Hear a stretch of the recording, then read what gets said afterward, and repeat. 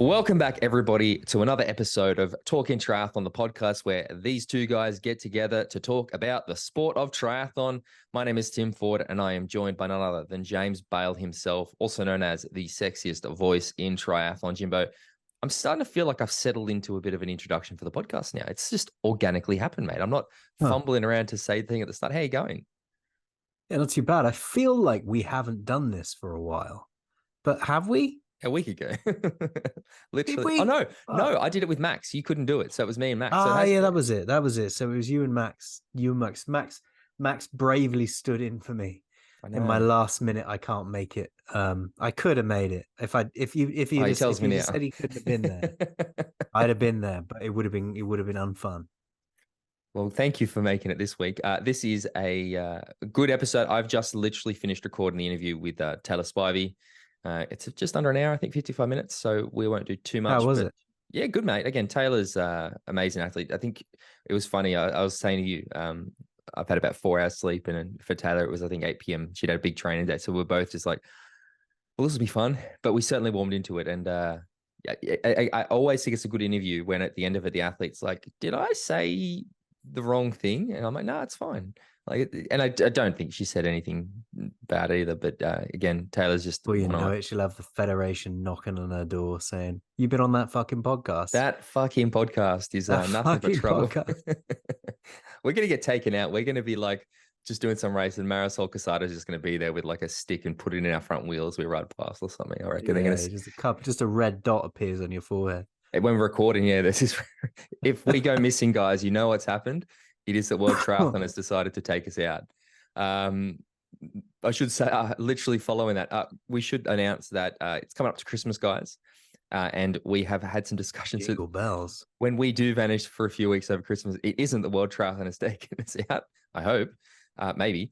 But what we're going to do, so everybody knows, is this week's obviously the Taylor Spivey episode. Next week, we're going to record a year wrap / podcast awards. And then we're going to take 3 weeks off talking triathlon. So we'll shut down over Christmas like we tend to every year anyway. Having said that, for those of you who choose to support us on patreon.com/talking triathlon for $5 a month, we're going to record an episode every week. There'll be 30, 40-minute episodes. I think one of Little them's about, bonus. yeah, Keep the bonuses rolling.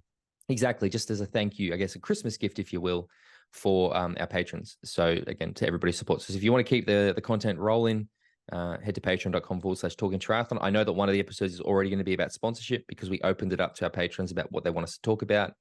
And there's a lot of questions about how does sponsorship work, what do athletes need to do to get sponsored, the value, those sort of things. So we'll talk about that.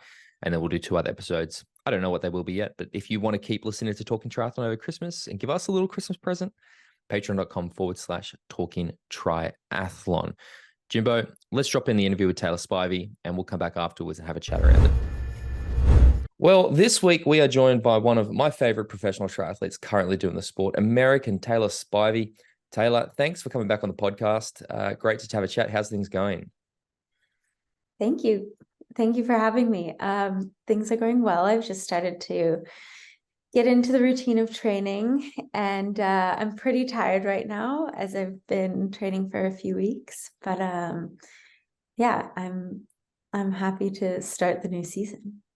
Well, let's start with it's December 2023. We're ahead of an Olympic year. Let's start with this year for you because the year was going great, and then things again. I was sort of looking through your results, and firstly, by the way, looking through your World Triathlon results, it's just single digits the whole way with the occasional like there's a 10th or there's an 11th or there's a 13th. However, saying that, having said that, I think the last few results of this year in particular is where things sort of did start to slip a little bit, and we know in hindsight now that there was an injury and things like that. So how are things looking from that point of view, and sort of, how do you feel about this year as a whole? Yeah, I think I hadn't placed outside of top 10 since 2018. Yeah, ridiculous. So good.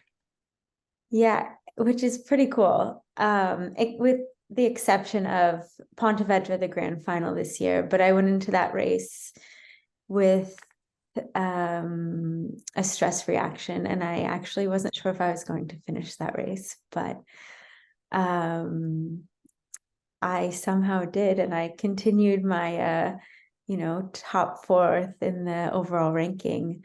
I held on to it this year, which was, the main goal of doing that race. Otherwise, I do not recommend racing on a stress reaction. But you got ahead of it because, again, I think it's an injury that, like, we've all heard about stress fractures, and in recent years with people like Lucy Charles and Alistair Brownlee and yourself, like the stress reaction is an injury that's becoming more prevalent. But like you're all across it, you're better. Yeah, you said you're back to training, so you've got on top of it and you're back to 100%.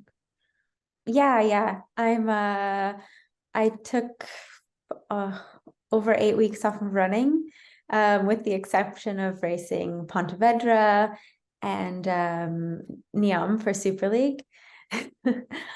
So I I did a few races in there, but otherwise I took a lot of time off running, which allowed it to heal, which is good because I'm on my like third or fourth week of running now, and I've just like slowly been progressing. And really just I've been monitoring the overall like distance that I've been running and how it's been feeling, and I have no pain anymore, which is great. I just feel incredibly unfit.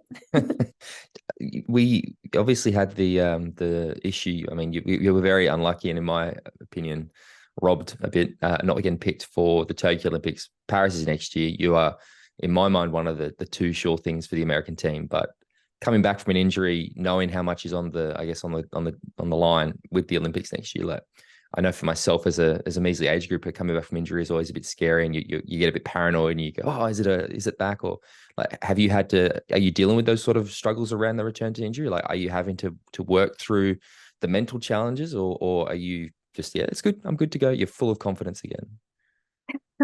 I wouldn't say I'm full of confidence. I was really working through that mentally going into the last few races of the season, actually, because I didn't want the injury to get worse, especially with racing. And, I was still putting some, I guess, force through it because I was riding a lot, and, I was just trying to do other things to stay fit so I could try to perform at these races. So I think that's where my confidence really just, wasn't there. And I've never had any bone injuries before, so I didn't know what it should or shouldn't feel like. And some people say you have like phantom pains when it's healing, and I didn't know what that was supposed to mean. And I just like, this was a whole new experience for me. And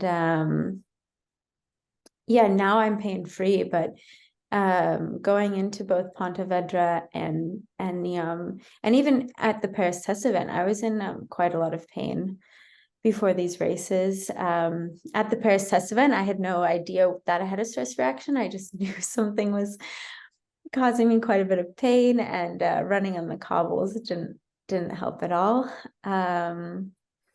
But then once I found out, I just did what I could to try to perform at Pontevedra and hold on to that fourth place in the series. But during the warm-up, I was nearly in tears trying to run for a few minutes to loosen it up. And I honestly have no idea how I finished the 10K, but I somehow, just tried to take it one lap at a time, and just mentally took notes of how I was feeling, and it felt okay in the race, which was a surprise because warm-up was absolutely painful. Adrenaline's a wonderful thing. Yeah, and a little bit of ibuprofen helps too. But yeah, I really, like, in the race, I didn't want to make it worse, so I actually took the first 5K out pretty slow. And then the second 5K, I started to pass people, but it was really discouraging because I knew I was going to have, one of my worst results in 4 years. But I also wanted to, see what I could do with, a bit of a, like, without being properly ready for a race. I was just overall happy I could hold on to fourth in the series. Now, this isn't again, this I guess the beauty of the podcast. I was just saying that I don't really prepare it to chat, and we're straight away into this, which is something that I find really fascinating. Is triathlon is your job. This is how you make your living. This is how you live your life, being, swimming, bike, and running. And there's not many other people who aren't professional athletes whose job requires them to do something that they know is going to make an injury potentially worse. Like, it's not common, right? Most people have the ability to call in sick or get a doctor's certificate, or, not have to put their body, on the line, I suppose. And we are seeing injuries are becoming more and more prevalent in the sport, and, more and more athletes are taking these extended breaks because of these injuries. Again, because of what's coming up next year, how do you balance that need to, yeah, look, I'm willing to risk, or, put in, I think, things could have gone really badly in Point Vedra, and the injury could have become a lot worse. But how do you manage that risk reward factor? Like, what's the mind or the thinking behind that? Like, when you're going, well, I want to keep fourth position, I know I have this slight problem. How do you rationalize that to yourself? That's a really good question. I think. Oh, thank you. I think I knew how much time I had taken off the injury. I had guidance from the doctor, but overall, I think it's based on your own personal feelings and of an injury, and no one else can feel that for you. So I think where I struggled the most was the fact that I had never had a bone injury before. So I didn't know what was like I was supposed to feel. I've had like some tendinopathies before. So it was a whole new experience for me. And yeah, like you said, it is my job. And like holding fourth place means I make, more prize money in the series. And that's how I make my living. So it was tricky because I also didn't, like you said, I didn't want to make the injury worse, because obviously this next year is super important. So I just went by feel, and I knew it wasn't getting worse. I just knew it might set me back like another week or two in the healing process. But I think the only thing I can really say is I just, took some advice from people and then applied it to how I was feeling. Do you think that there should be better systems in place to deal with athlete strain injuries? Like, because, like you sort of, and again, I'm not trying to put words in your mouth, but you need to make prize money. The better your position in the overall series, the higher your ability to earn an income, which means you are sort of gambling or taking that chance. Like, do you think that there could be better systems in place? And I'm not saying this is a world triathlon thing. I'm not saying this, maybe just a triathlon in general. Like, do you think there should be more things in place to assist athletes like yourself in those situations? Because it does, and this isn't a you problem, it does seem quite often that athletes are forced, I'm not going to force in brackets, to push that just maybe a little bit too far. I'm not sure what the solution is, but do you think there is something that could be done, or is it just part of it? I'm not sure. I think part of being a professional athlete is always about pushing your body to the limit. And I think you learn through experience where that limit is. And it's just part of the job, because I think we're always a bit on edge, especially when you're, performing at the highest level, and that just comes with it. And I wish I could say like, oh, I wish, I would continue to get support whether or not I was injured, but also being a professional athlete is about performing. So it's a bit tricky because, like, for instance, I had a great year up until like I started to feel some pain in my injury was my post tibia. And then things slowly started to fall apart. But it's a bit frustrating, for instance, as an athlete trying to get, say, sponsors for 2024. And people kind of forget those results at the beginning of the year. Like, I had 3 podiums and, almost all top 10 performances with the exception of the grand final. But they don't really know the story behind it. And so it can be like frustrating for me from a business perspective, like I said, this is how I make my living, and we're going into a really important year, and I don't want to have to worry about these things. Don't worry, we're going to get onto the sponsorship stuff later. It's a thing I love to talk about.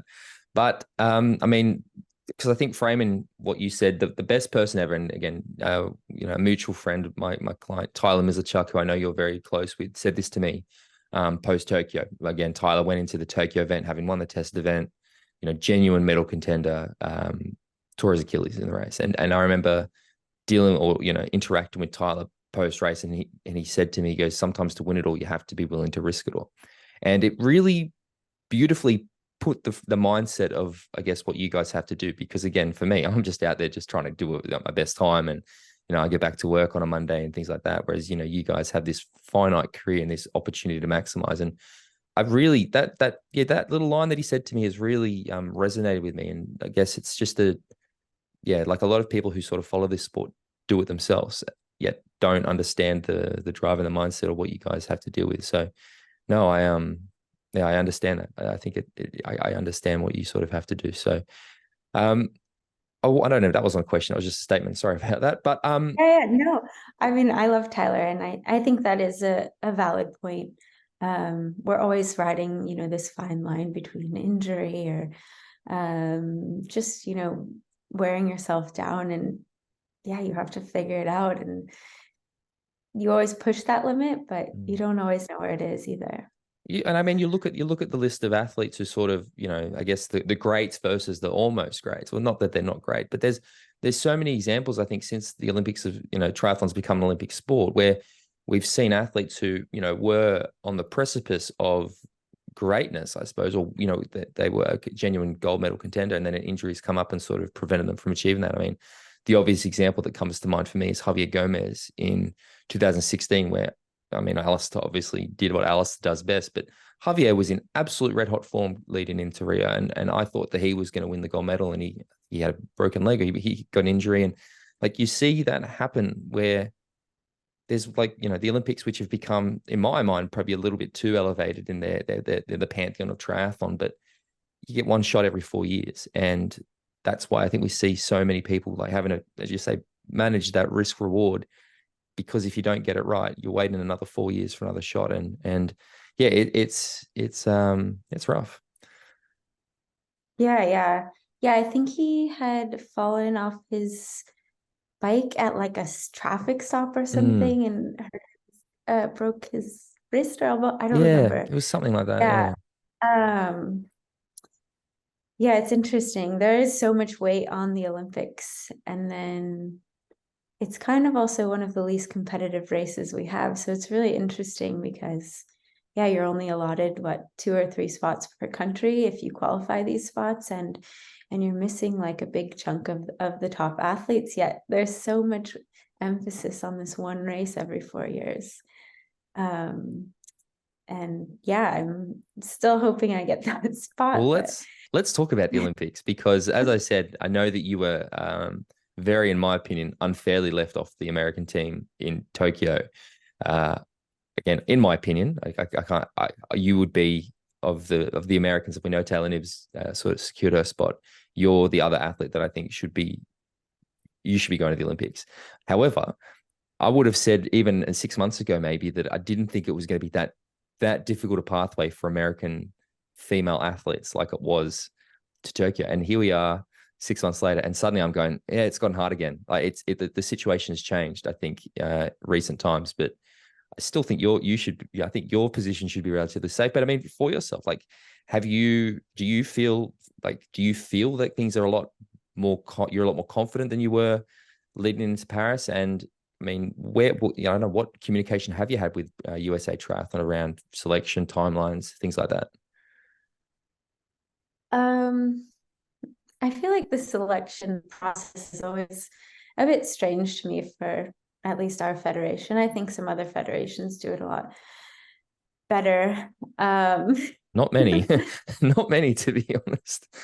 Yeah, it's tricky because I guess going into Tokyo, you had COVID, which totally changed everything else, like in terms of how people qualified and who should or shouldn't be qualified in my opinion. I think it created a big challenge for federations. And at the end of the day, I was left off the team, and a team I kind of think I should have been on. 100%. Don't doubt him. I'll say that. I'll die on that hill. You should have been on that team. Yeah, but going into the Paris qualification, so Taylor Nipp has already qualified, which means for the females, we have 2 more spots. And the next qualification event will be in Yokohama in mid-May. So the first American to podium will get 1 spot, and then the next spot will be discretionary. And if no Americans podium, then both of the spots will be discretionary. However, it's kind of almost playing out like it did leading into Tokyo, where the dynamics of the race really changed leading into Tokyo because of COVID. A lot of countries didn't want to go to this race, so it ended up lowering the quality of field. There was no breakaway, which is very likely in the Olympics, because the quality of field is more spread out. So there are all these factors that go into it. And now I'm starting to realize it's kind of the same situation going into Yokohama, our qualification event this upcoming year, because, for instance, the Brit qualification race is actually going to be 2 weeks after in Cagliari. So they don't want any of their athletes traveling super far away in an Olympic year. So that means all these athletes who generally, affect the race tremendously won't be there. And so it's just kind of making me scratch my head why this continues to happen, and why this is our qualification race where the dynamics of the Olympics is going to be completely different. Yeah. The thing the thing that leaves me scratching my head, and this is not a USA, this is not a Team GB, this seems to be most, is for you guys to really prepare correctly for the Olympics.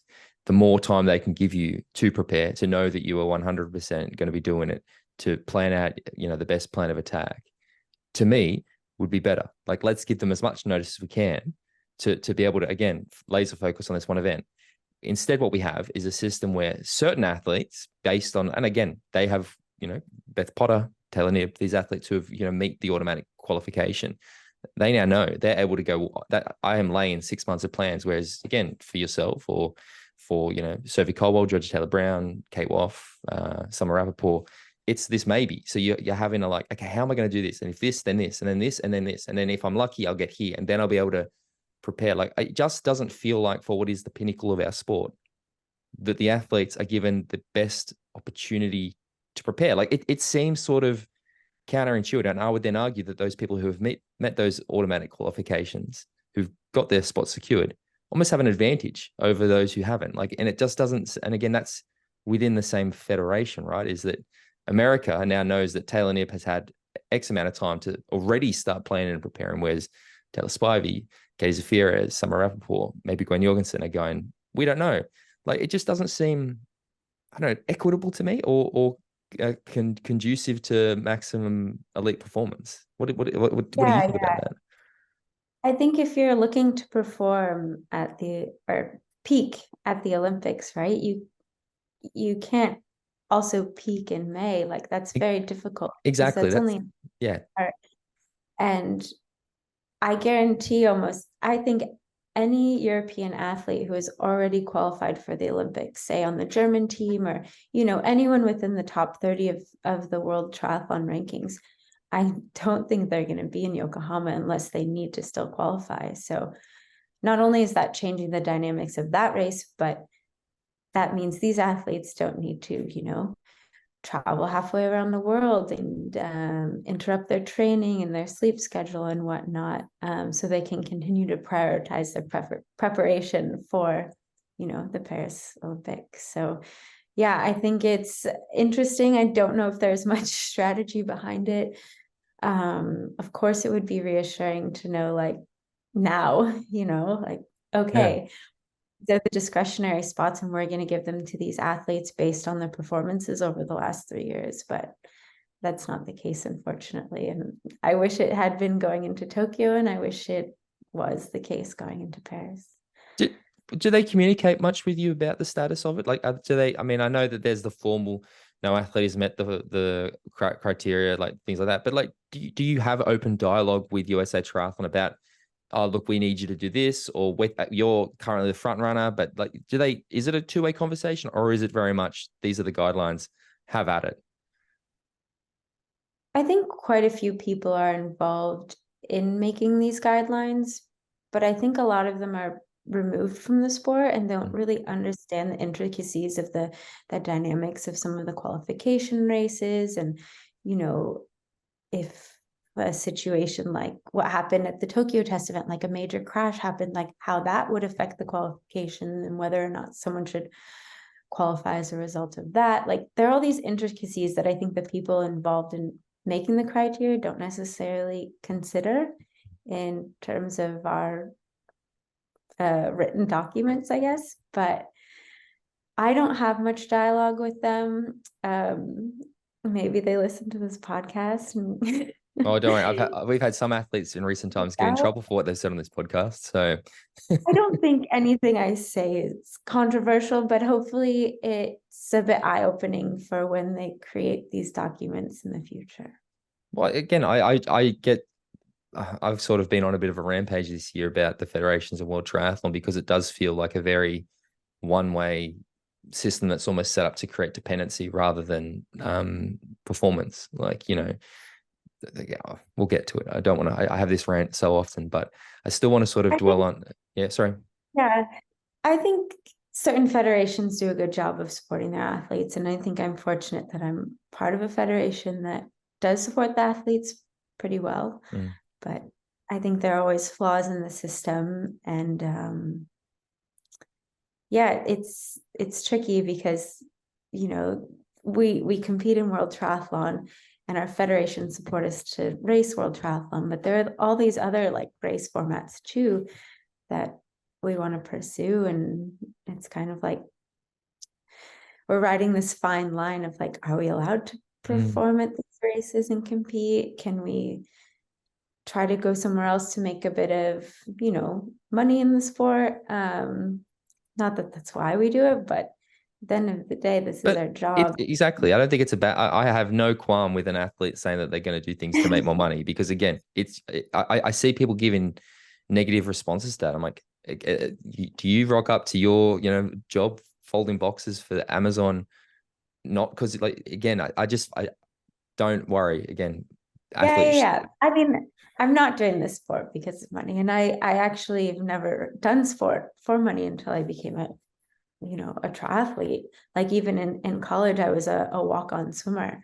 So, but this concept of like, this is my life right now, and I need to, support myself for as long as possible. And especially in the transition out of the sport, it's becoming, very apparent to me. And yeah, I want to dabble in, maybe some 70.3s after the Olympics and get to this too. Things like that, and see, how that goes. But I'm always a bit worried about, federations getting upset because we're not prioritizing, World Triathlon.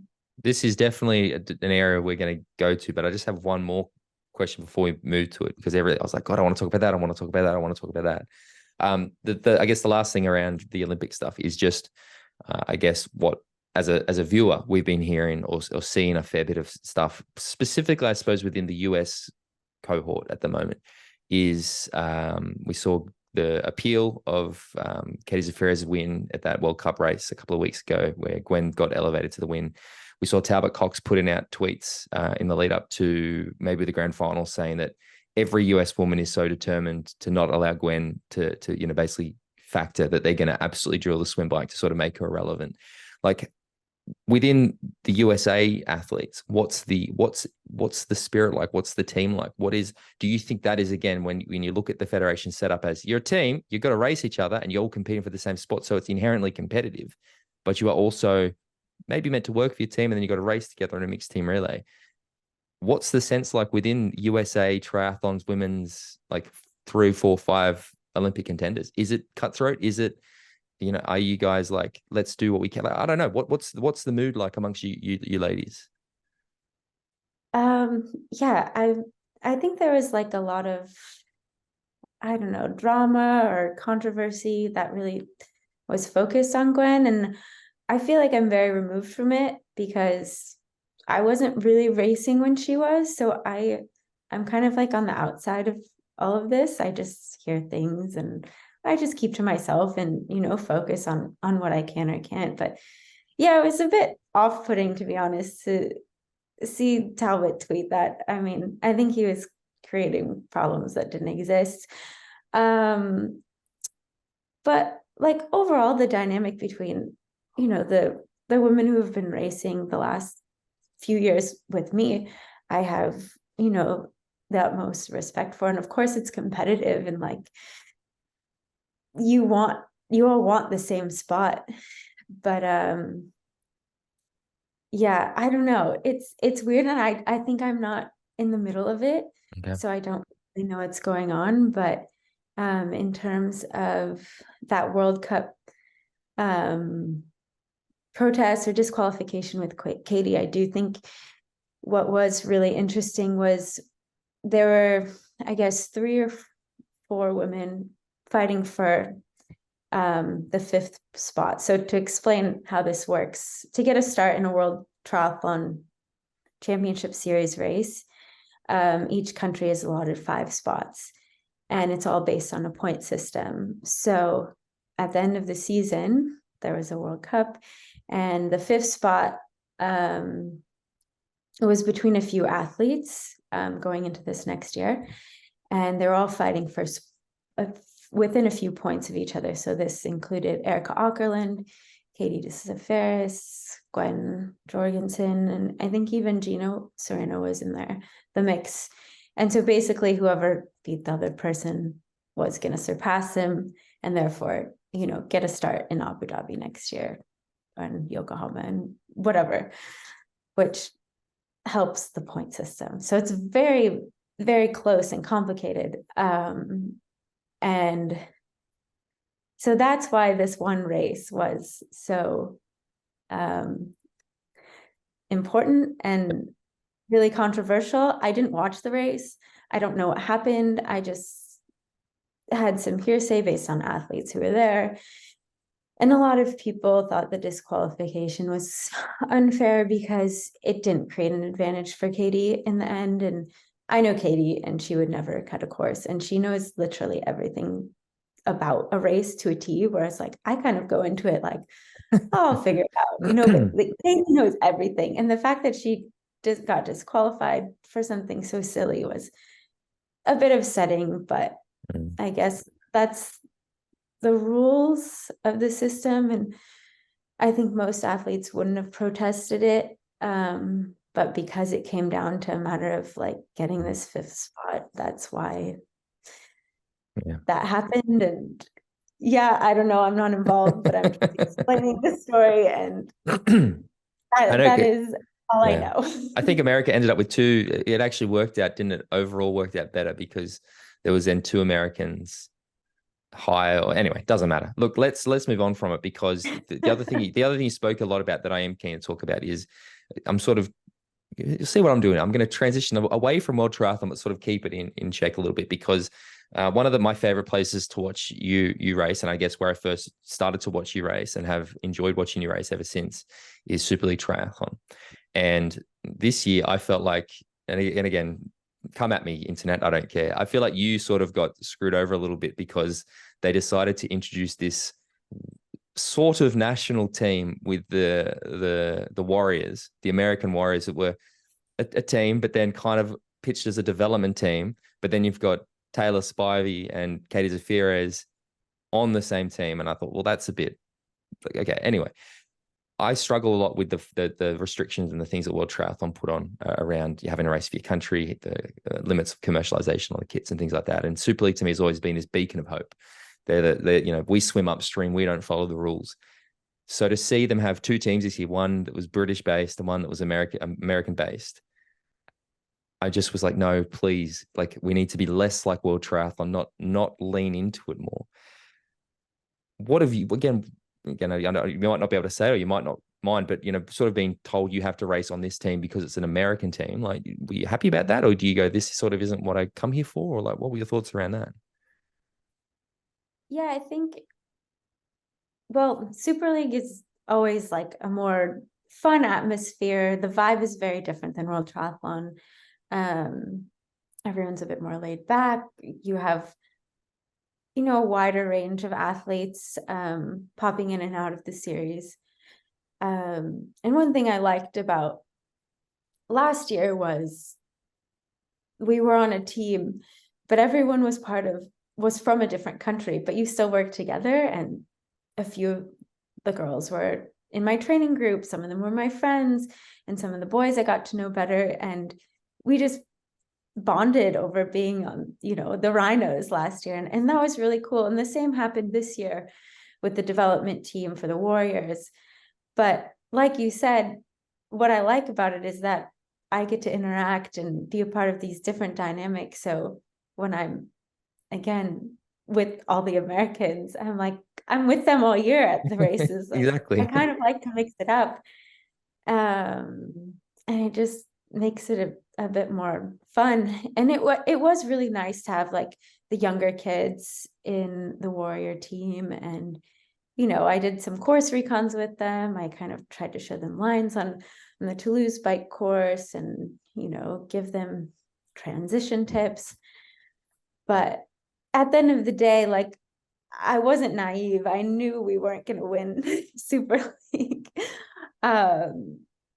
Which kind of sucks because, like I said, this is my job. That's and what like, exactly. we That's get what a I mean. prize purse based on our team's overall ranking. So I was like, it's kind of discouraging because, yeah, I went into the series like, okay, like I'm just here to race essentially for myself and do what I can to help the team. But at the end of the day, it's up to me to make this money. And it sucked because I got injured, so there wasn't much in the bank for me. But overall, it was a good experience. But yeah, racing as a country versus as just like a random assortment of athletes was a different vibe for sure. Well, I just feel like I feel like, and again, I know that they're doing things to try to address this, but I really like the team concept. I think the team concept is a great thing, but I feel like how it is currently set up, and I think that you just given a great example, right? Is that you go in knowing you're not going to win, which means you sort of have to focus on individual to maximize your earnings. And then I look at like Hayden Wild, right? Hayden, who,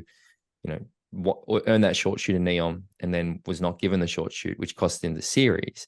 Like, I feel like the individual aspect and the team aspect in a lot of ways are in conflict with each other because, and I understand, right? Like it's probably not something that they'd really thought of probably 16 steps down the line. I know they're trying to address it, but it does just feel like there was this conflict. Like, I understand why MG chose not to give Hayden the short shoot because he was thinking about the team points.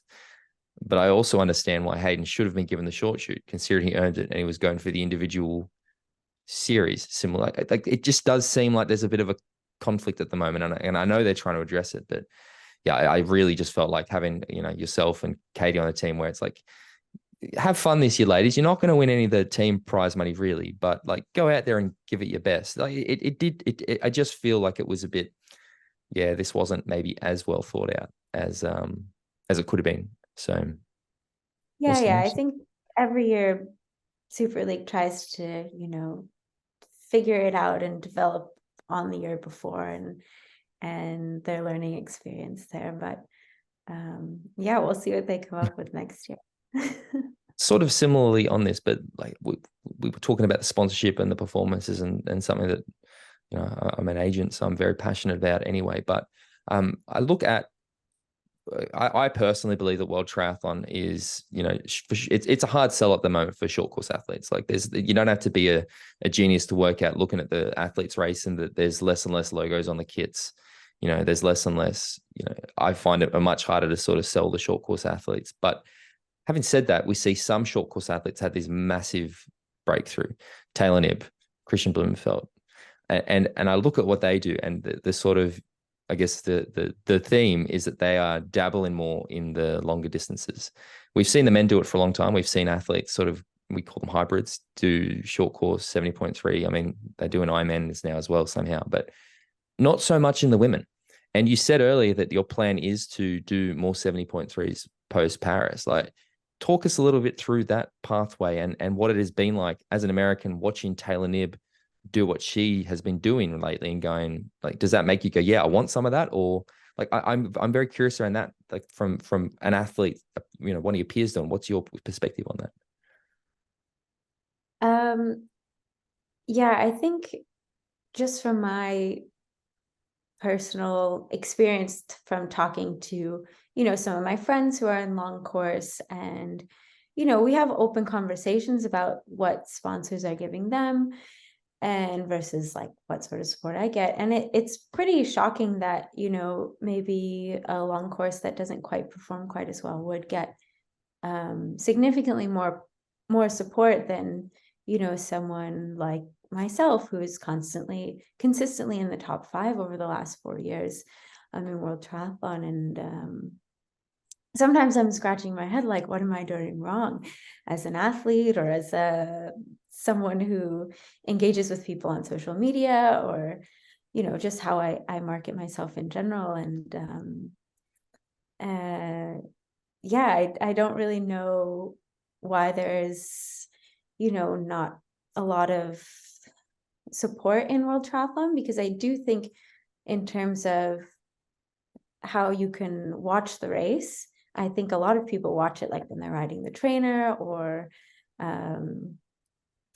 just it's a lot easier to follow a shorter race versus, a 4-hour race like in a 70.3. But then again, there are all these barriers to access our live media. Like, for instance, you need a subscription to access the triathlon live feed, which I think is really setting us back in terms of like what sort of fan engagement we can have, whereas Super League, everything's free and accessible. And I think that's why it's succeeding so much and getting so much more recognition.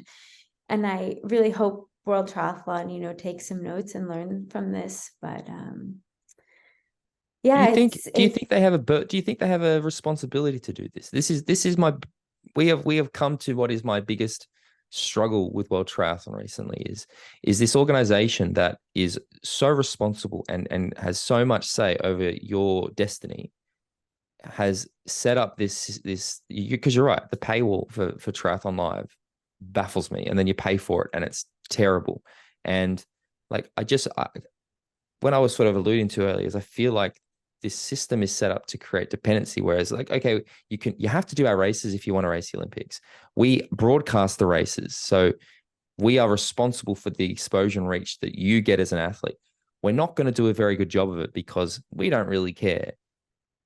But they're not going to be able to get sponsored. It means you have to rely on federation funding. Like, I feel like the system is set up.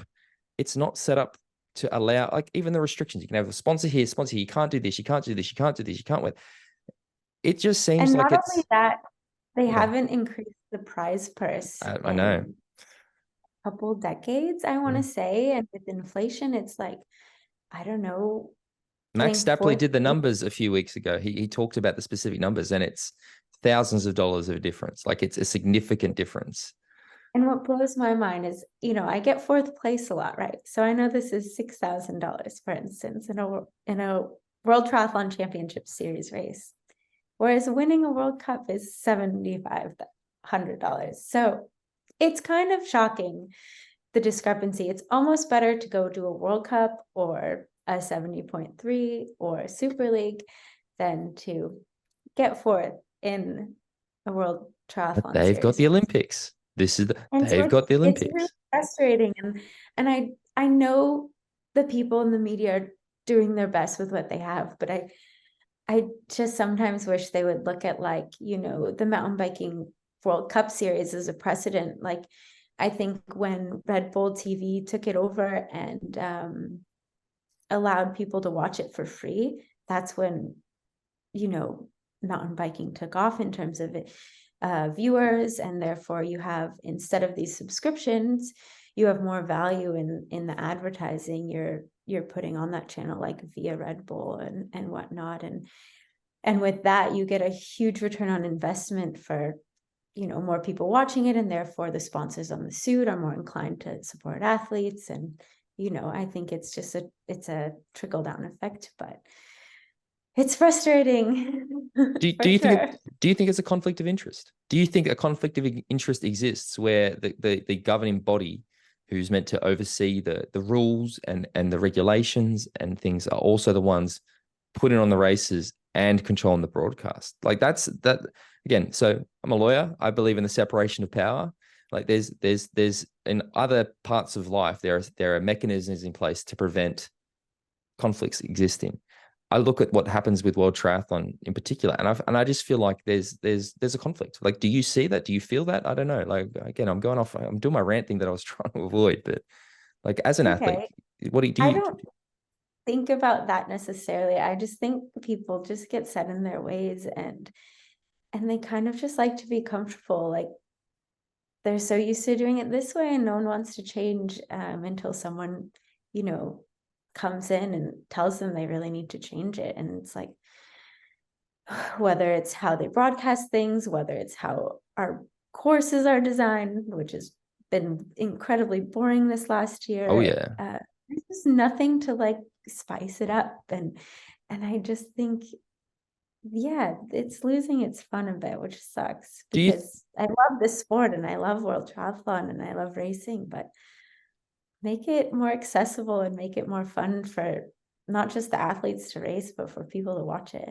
Well, let's go back then to what I was sort of talking about with Taylor Knibb as an example, where we've seen Taylor, who seems like I say that Taylor Knibb's sort of the female version of a Christian Bloomfield. She's such a versatile athlete. She, wins World Triathlon, WTCS races. She wins, 70.3 World Championship. She's, top 5 in the Ironman World Championships.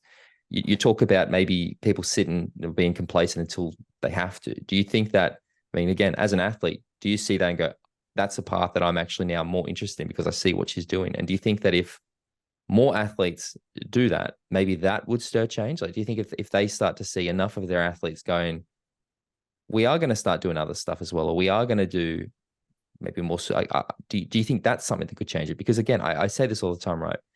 They need you realistically. Like, without you guys and girls, there's no race. Like, it is this weird power imbalance. So do you think that is maybe the change, that if we see more athletes having the success in other places, it might go, shit, we need to do something about this? Yeah, I think after the qualification of the Olympics is over, anyone who didn't qualify is going to do some long course races. And I think after the Paris Olympics, even more people are going to do long course or PTO races, just because there's so much more support financially in terms of succeeding in these races. And I think these races are going to get a lot more competitive, and I think it will change the way the series is for the next few years, until people need to start earning points again for the Olympic cycle. So it'll be interesting to watch. Like, I don't think I'm the only one who's saying that they want to go to long course. And yeah, like you said, watching Christian and Nib perform at these races and, across different distances, it seems like, it's possible. I think I train enough for a 70.3. I don't think it's too different, but I do know I need to respect the time trial position. So that'll be a fun challenge when it comes. I do just love to throw Katie's affairs under the bus, because I still think watching her ride the time trial bike at the Collins Cup a few years ago was maybe the worst I've ever seen.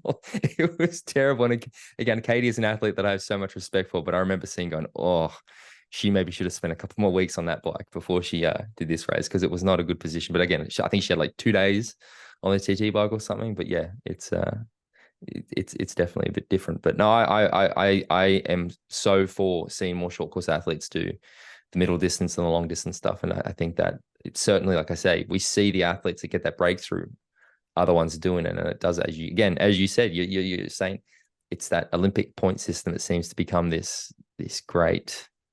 Like, do you see a future where the Olympics is less important for triathlon? Do you think that we could get to a point where the Olympics is a bit more like cycling or tennis, where it's part of it, but it's not the it's not the holy grail?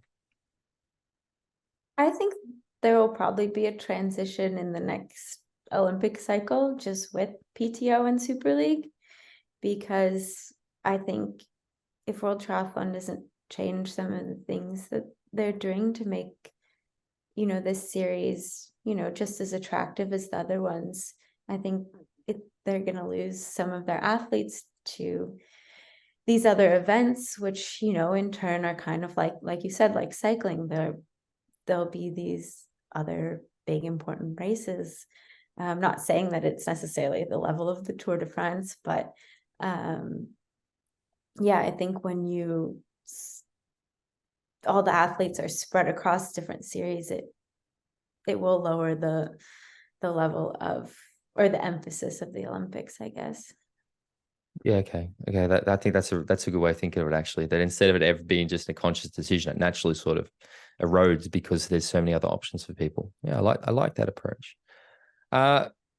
Sort of to wrap things up, because I think I've taken up enough of your time, but there's a few last things that I've asked everybody, and I think it's just because of, I guess, what's happened this year in particular. But it's been a rough year for triathlon. Like, I said, in so many aspects, we've had numerous deaths in long distance races. We've had doping allegations and doping confirmations, and it's not been a super positive year for the sport of triathlon. There's been lots of highs, but I think it's a year in particular where there's been lots of lows.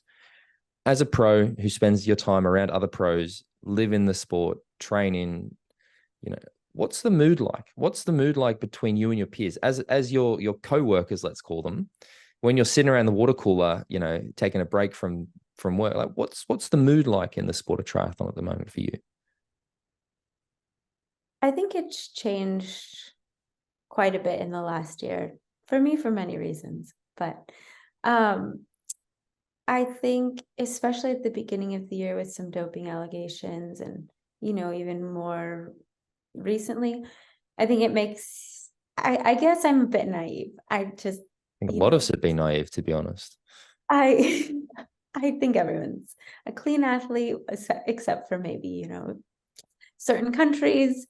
But now it makes me question some performances and some athletes' ability to have one-off races. As a consistent athlete, I know that's, I don't know, I think that just makes me scratch my head a bit. But like I said, I'm naive and I guess a bit frustrated thinking that, wow, I could, be competing against someone who's cheating and they're just outperforming me because, they're doing some shady things, and it's not the best feeling, I guess. And How do you deal with always that? Sorry, how do you deal with that? Like, honestly, if that is again, I think it's something that lots of athletes are dealing with at the moment. I mean, athletes that I deal with, I know, I'm friends with, I know this is a struggle they have. How do you mentally face that, going, I can do everything I can to prepare, but there might be people out there that I'm not physically able to beat, not because I'm a better athlete, but because they're doing things that I'm not? Like, is that, like, motivation and momentum is so important for you guys, and mindset. Does that become a factor? Does that become a thing that you need to go, I can't think about this, I can't let my mind dwell on this because it will impede my ability to perform? Yeah, I think so. I think this year it just became so much more real because, athletes that we knew were caught doing something that I was just incredibly shocked about. So I think we all focused on it for a bit, and I realized there's nothing I can do about how anyone else or what anyone else is doing or putting into their bodies. And I hope, the anti-doping system put in place does a better job.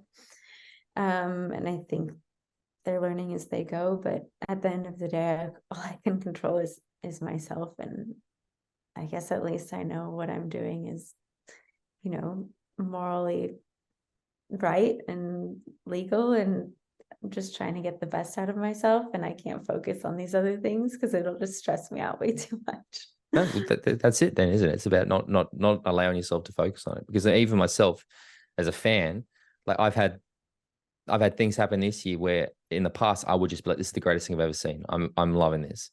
And now I've found this year, every time I see something that blows my mind, there's this natural tendency to go, really? Is this? And I hate that. Like, I hate that it's made me more skeptical. I've hate that. Yeah. Whereas I've always been a very optimistic, positive person. And I've really noticed myself, it's had and again, I'm just watching it. Like, I'm not, I mean, obviously I'm involved, but I'm not, racing for my livelihood. And yeah, I've noticed that it's impacted me. And that's why I wonder what it must be like for you guys, because there is so much more on it. And I can't imagine having to deal with the burden of that while also trying to, juggle the other 76,000 things that you pro athletes have on your shoulders at all times. It just feels like it's another thing. I'm like, fuck you poor bastards. Like, here we go again, just another thing. Yeah, I guess it just makes you scratch your head for some of those one-off performances. And it sucks because we work so hard, and to just get it taken away from us by someone who we think might be a little questionable. It's frustrating. Let me flip it then. Let's say, for example, because you've been an incredibly successful athlete, like you've been consistent, you're always up. Like, do you also get worried though that if, let's say, you suddenly do go on a string of firsts, let's say, not that, please, I think you're 100% capable of this, but let's say next year you just go on a rampage, win everything. Is there also a concern going, fucking hell, considering everything that's been happening lately, is that going to make people nervous, or is that going to suddenly put me in are people going to start questioning me? Like, is that I'm not sure, but is that another fear or another burden that you have to carry, or just don't think about it? No, I mean, I don't think so, because I think my trajectory is pretty consistent. Like, yeah, so do I. I've slowly been working my way up, like in a pretty normal, like very consistent progression. Whereas I think it's more when you have these people who are athletes who are like spikes is what I look at. That's where I'm at now. I look at the spikes. Yeah, like big spikes, like have a one-off race and then are nowhere to be found in the next few races. And then, I think those are the more questionable situations. Yeah, I guess that never popped into my head, but Sorry, I didn't mean to add another thing. I have really strong morals, and I just think being consistent is more in line with someone who isn't sketchy, I guess. Well, if you start beating the men, I'm probably going to start questioning it. But I think until then, you're pretty sane. Look, I think it's been too long since we chatted last time, and I want to tentatively book you in again for this time next year to chat again. What will the conversation we have like next year be about? Where have you gone in the next 12 months? So when we reconnect next year, what are we going to be talking about? We're going to be talking about Olympic medals. We're going to be talking about 70.3 titles. Like, what's the conversation going to be like?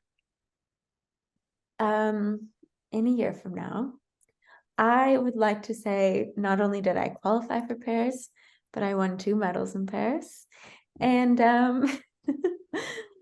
I podiumed at my first or second or third 70.3. If we get to 3, that is a stretch in my first year attempt at it. But yeah, I'd like to qualify for 70.3 Worlds. We can record in Taupo then. Perfect, because I'll be in Taupo. So there you go. Yeah, it would be so cool to race in New Zealand. And I'd also like to, get my podium streak back at Super League, if I could just, actually stay healthy and learn from what this last year has taught me. So I don't want to sound super cocky or no, please bring it. I love it. I bring it on. We love it. That's really not the type of person I am, but these are just my goals and what I'm trying to achieve, and hopefully I get there. Well, I hope you get there too. I'm always excited to see a race with Taylor Spivey, and as a race that I want to watch. I hope you have all the success. I'm positive you'll be in Paris. I'm looking forward to seeing you pick up those medals. Taylor, if people want to follow you, find out more about you, where do they need to go? I think the best place is Instagram. I'm not very good at all the other social media platforms. My social handle is at TK Spivey. So you can message me there. I'm pretty responsive, and yeah, that's how you can follow what I'm doing. Perfect. Well, I will include that in the show notes. Taylor, thank you so much. Good luck for the next 12 months. as I sort of said, we'll be watching. And thanks for coming on the show. James Bale, what did you think? I thought that was exceptional, mate. Some of your best work. Some of your best work. I don't know why, but it is one of my favorite things to do is to ask you that question when I know it is not even physically possible for you to have. Every time I do it, I chuckle. Like, I'm so excited. I was sitting there going, I can't wait to do this again. I'm actually excited about saying to James Bale. What we can say is she is an incredible athlete and someone that's very easy and relaxed to talk to. And so you normally get incredible value out of talking to someone like that. Like, I just think, and I was saying this to Taylor, but before the interview, I was going through her results. And if you look at her World Triathlon results, it's fucking unbelievable, mate. It's just top tens. There's the occasional aberration, but you just basically all the way down to 2018. It's just top 10, top 10, top 10. It's phenomenal. And people who have been listening to a long time will know that I did that interview with Taylor a couple of years ago, after being left off the Tokyo team, and it was quite an emotional interview. It's good to see that she's in a better place. Not that she was in a bad place, but it was a much more upbeat interview. And I mean, it's interesting as well.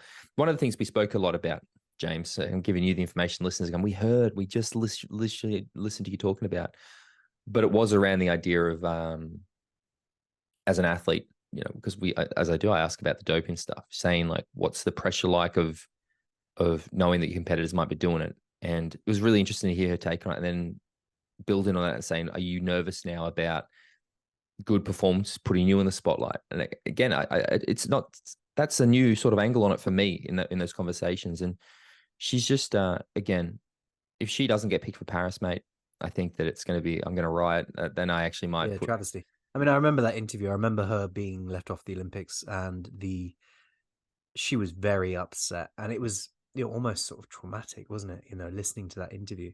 Yeah. And that is the moment in the life cycle of an athlete which could have derailed her completely, and it really hasn't. She went the other way. She's come back and dug in and put performance out after performance out there, almost making her a no-brainer for the selectors. So, yeah, I mean, I just, I hope they see sense and take it to Paris. Mate, again, to me, Taylor, Nib, and Taylor Spivey, I mean, Nib's already qualified, but they to me would be the absolute locks at this stage. What is interesting as well, and again, I know you heard this on the interview that you've already listened to, but this isn't just a Taylor Spivey thing, but this is something that not just on the interviews we're doing, but with the athletes I'm talking to, especially, or not even, like, very interesting to see that she wants to race Taupo as well. So there is a lot more short course athletes, and maybe it's because it's an Olympic year next year, but I really am starting to see this momentum or this movement where so many more of the short course athletes are now saying, yes, I want to go and race middle distance. Like, it's just not something, we've been doing this podcast for 5 years now. I've not seen as many athletes vocalizing that. And I'm excited for it, mate. Like, I'm all for the short course guys and girls stepping up and doing those middle distance races. And I think it's probably because there's more opportunities. PTO, the 70.3 series, things like that. So it's exciting. Yeah, man. Yeah, man. Plenty to come. 5 years. 5 years? I think so. Fuck. 2018 we started doing. Is that right? Yeah. Or yeah, maybe. 2019, I think, wasn't it? Maybe 29. Definitely we're doing it in 2019 because that's when we were in Bahrain together. I just can't. Yeah, probably 2019. Maybe early. It was early 2019 because it was February when I pitched. It took us a while to get our shit together and actually do a weekly pod, though, wasn't it? 2020. Yeah. Yeah. Oh no, maybe not a year, because it was the start of the pandemic is when we really committed to it. So yeah. Anyway, it's a long time. But James Bale, if people want to find out more, including some of those earlier ones we did together with Rough as Guts, where do they need to go?